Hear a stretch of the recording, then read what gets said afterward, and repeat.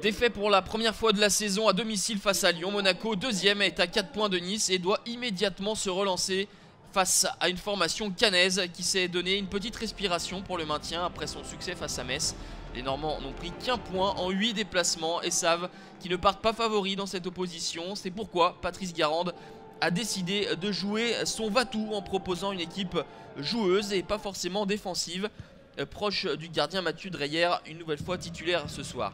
Et ses intentions se confirment dans le jeu en début de rencontre avec ce ballon de Ferret qui attend, qui fixe et délivre ce ballon dans la profondeur à Ivan Santini. La frappe contrée du Croate termine sur la barre transversale de Daniel Subasic.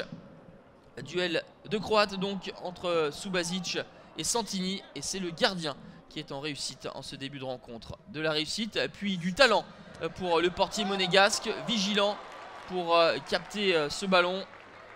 Une tête du défenseur central Alaïdine Yaya.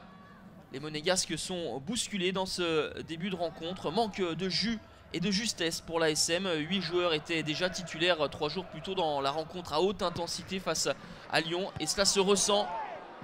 Le rouleau compresseur monégasque et sa meilleure attaque n'arrivent pas à s'extirper de la nasse caennaise, et il faut voir des coups de pied arrêtés pour essayer de porter le danger. Mais cette tête d'Almami Touré reste relativement loin du cadre. 0-0 à la pause donc. C'est un Monaco émoussé pour son 30e match de la saison, qui est mis en difficulté par une formation caennaise décomplexée, se procurant les meilleures occasions.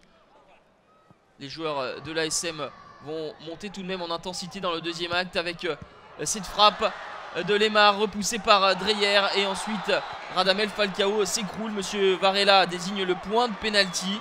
Au sortir du revers face à Lyon, Monaco s'était plaint de l'arbitrage. Pas sûr que sur cette action il faisait quelque chose à redire, car Radamel Falcao ne semble pas touché par Mathieu Dreyer. Toujours est-il que le Colombien ne se prive pas pour inscrire son 11e but de la saison. Kylian Mbappé, titulaire à la place de Valère Germain, avait lui la balle du 2-0 au bout du pied. Mathieu Dreyer est vigilant. Dreyer plutôt bon dans cette partie jusqu'à cette 76e minute, et cette faute de main devant Kiemwe Bakayoko. Deuxième but en 2 matchs pour le milieu de terrain monégasque. Le break est fait. Caen est en infériorité numérique depuis l'exclusion de Da Silva, mais les Caennais ont été joueurs de bout en bout, même à 10 contre 11, et vont être récompensés avec ce but de Basile en fin de partie. 2-1, score final, victoire poussive, mais victoire quand même pour Monaco, qui boucle cette demi-saison à la 2e place à 2 points de Nice. Caen pour sa part retrouve la zone de relégation.